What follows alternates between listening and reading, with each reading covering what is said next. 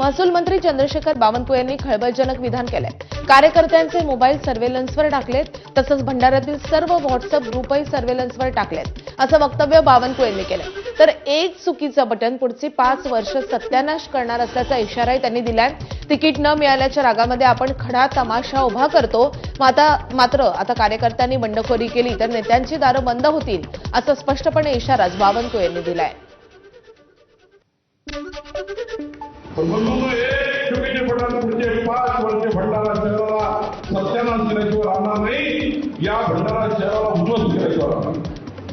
आवेशामध्ये ticket न भेटण्याच्या रागामध्ये आपण त्या ठिकाणी खडा तमाशा उभा करतो।